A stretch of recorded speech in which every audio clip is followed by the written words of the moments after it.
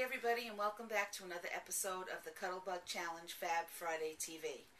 We've been celebrating the Cuttlebug's first birthday here for the past few weeks, and we're all creating different themed projects to celebrate birthday parties. My topic and my theme were garden party and butterflies, so I've been preparing and creating things all around the theme of butterflies and a garden. So today I made a little favor that I like to share with you as a tutorial. I like to always have a party guest go home with a little memento beyond a goodie bag. So today we're going to make this little seed packet holder so they can do some planting when they get home. Okay, so I've listed all of the materials on the blog. Gather them up and come join me, and we're going to make this little seed holder. One of the first tools that we need today to make this project is the score it board. We're going to take our 4.5 by 9.5 inch length of cardstock and score it at 4 3/4. So we'll bring this over to 4 3/4, and we'll use the notched edge of the score it tool. Fit it in here and make our score line. Now this allows us to use the score line to fold our pocket together for the seeds. Once you have your pocket folded in half, you just want to take a stamp that you have that's a flourish style stamp or a random garden-like design. Take a piece of scrap paper and put it underneath your project and just stamp randomly all over your cardstock, turning it so you don't get the same direction all the time. And that way your stamped images don't look like they were all lined up very methodically. And you're going to do this all over the front of this piece. Once you're finished stamping, you'll have something like this that has a design. The next thing we want to do is take our oval large size punch, and we want to put the cardstock in halfway down and center it, and we're going to punch out a little notch. Okay. Once you do that, you have a notch here in the front, which will be the notch where the seeds show through. After you have your notch done, take your corner rounder punch, open this up because it's hard for this to penetrate 2 layers, and just punch off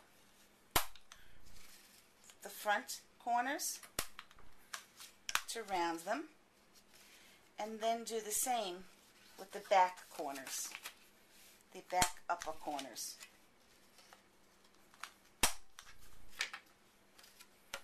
Now we have all of our corners rounded off. Once you've rounded off your upper corners, front and back, you're going to open this up and use your adhesive and run a line of adhesive all along the edge of the front half. And then just fold this up, make sure everything is even, and seal it up. And you've now created your pocket. The next thing we want to do is take our Coordinations Color Core cardstock, and I have mine pre-cut already to 2 inches by 10 inches. We're going to emboss this with our Cuttlebug, and I'm using the Victoria embossing folder. This is longer than the length of the embossing folder, so we're going to emboss it in one direction and then take it out and continue the pattern by embossing again in the other direction. So I'll turn this so you can see. Once you have your sandwich of your A, your B plate, your folder and cardstock, and your next B plate, just put it through the Cuttlebug.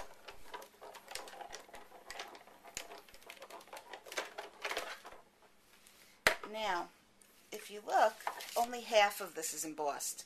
So we want to turn it around and just hold it to the light and see where your pattern ended. And line it up as nicely as you can. Put it back into the A, the B, and the B plate, and roll it through the Cuttlebug again. And this will give you your embossed coordinations cardstock that we're going to put our sanding block on to get that nice color core. But while we have the Cuttlebug out, I think that it's a good time to use our die to cut the flower that we have on the front. Some people ask me how I measure the cardstock I need. I just take the cardstock I'm using and use my hands to crease it along the size of the die and then give it a quick cut. This way I'm not wasting cardstock and I have cardstock that's almost the size. Now this is a Sizzix die, a Biggs die, but it's very compatible with the Cuttlebug machine. You use a B plate, the Sizzix die, your cardstock, and then the next B plate. Once you have that sandwich made, you just put it through the Cuttlebug machine like we did with the embossing folder. And now you'll have your beautiful flower pieces. And they're going to pop right out of here.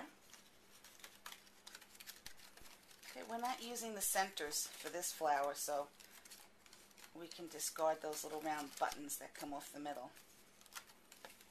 We have our 3 layers for our flower. We also want to emboss those. So again, while we have our Cuttlebug out, let's put the die aside. We're going to put all 3 pieces of the flower inside the embossing folder. And again, it's the A plate, the B plate, the folder with the cardstock flowers, another B plate, and one more roll through the Cuttlebug. Once you have the 3 pieces to your flower, just take a pen and curl all of the edges downward.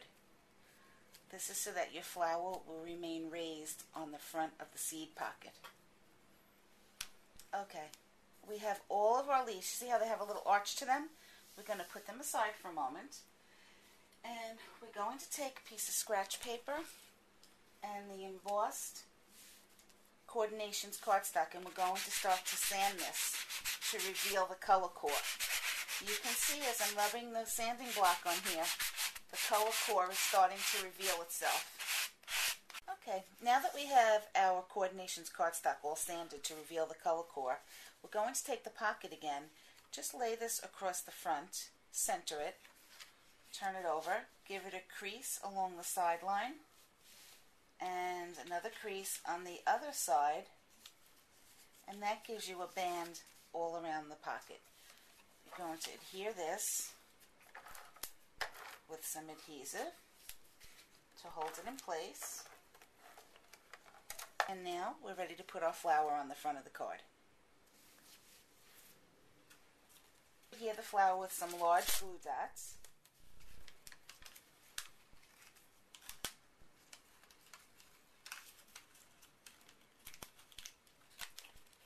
I'm going to put the second layer on.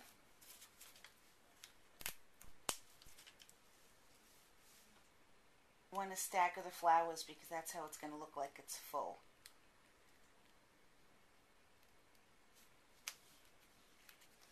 And then I have a button prepared already. It has a little bit of embroidery floss through the holes.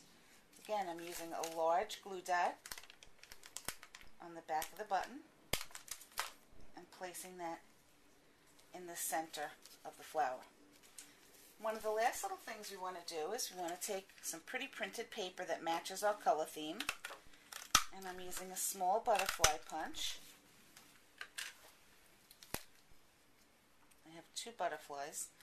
I'm just creasing their wings, pulling the wings up, and now I'll use glue dot to adhere the second one. Now that you have your butterflies all positioned with the flower and the button, your little seed gift pocket is complete.